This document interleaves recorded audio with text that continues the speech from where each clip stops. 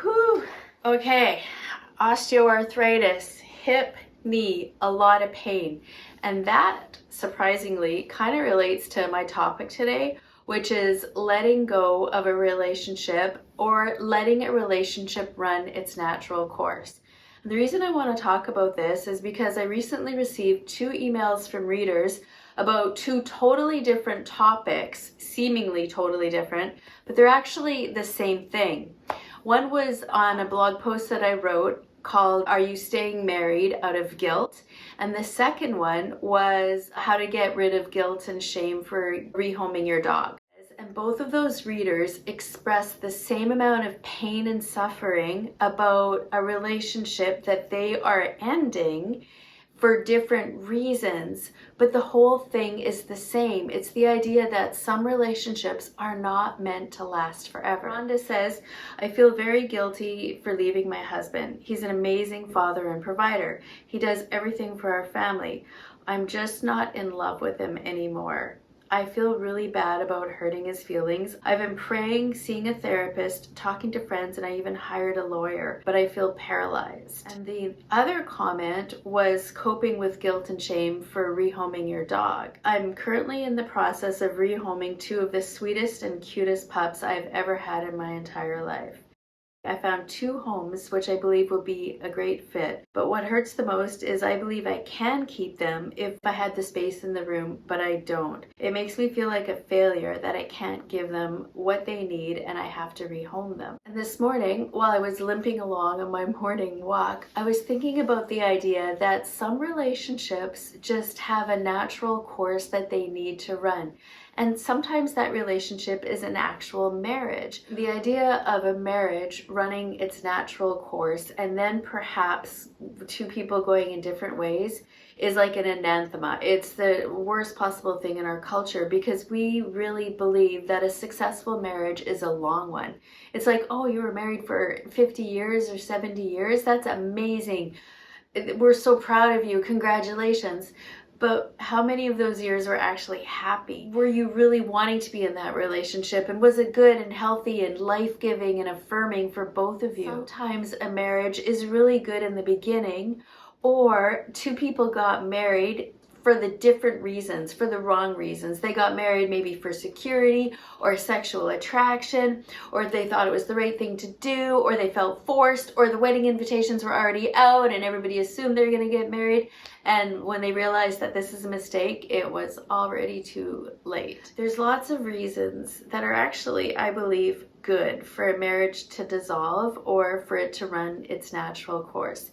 And that doesn't mean it's a failure. I really don't believe that relationships are a failure because you learn so much about yourself and about the other person if you actually do learn. So for Rhonda feeling guilty about hurting her husband, I understand the feeling. It's terrible to end a relationship. And it's horrible to hurt people, but I think it's worse to stay in a relationship or a marriage where you're unhappy or you're faking it or it's very difficult because that makes the other person unhappy. And it doesn't just stay within the home. It's not like there's an unhappy couple that people don't notice that you're unhappy. Your unhappiness and your toxic energy or your vibes reverberate. They go out into the neighborhood, into the family, into all sorts of places. It is so important to just come to the truth and realize, okay, I'm not happy in this relationship. This is what needs to change.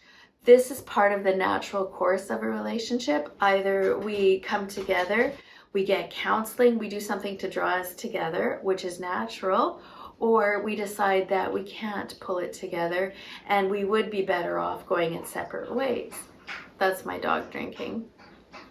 Which, by the way, is another example of a natural relationship running its course. Rehoming the dog. Angela talking about how she had the puppies and she had to rehome them. I've had to rehome a dog and it was horrible. I didn't think about it at that time as it was a relationship and it had a natural ending, and that ending was us, well, me, realizing that the dog was not a good fit for me in my home. And maybe even the dog felt uncomfortable there. Come here. We rehomed that dog and we adopted this dog instead. This is Georgie. We adopted her when she was 1 year old. She was rehomed by another family and she wasn't a good fit for that family, but she was a good fit for ours. I don't know how that other family feels about rehoming Georgie.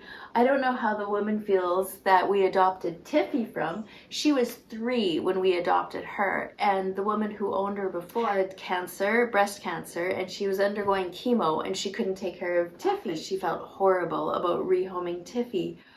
But if she'd looked at it in the sense of, this is a relationship, the natural course has run its course, I have to give her to a new home, and look at where the dogs have ended up. Like, this is a pretty good home for Georgie and Tiff. You reframe it or think about it that way.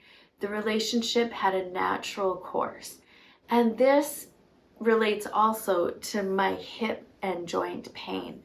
The natural course of this disease is that it's flared now and it's going to subside and I'm going to feel a lot better. If you can just allow that and have that mindset, it just makes life so much easier. Some relationships, lives, health issues have a natural course, and maybe the best and easiest way to cope with it is just to know and to allow and to surrender. Ride the horse in the direction it's going. It was good or bad while it lasted, and now it's over. But guess what?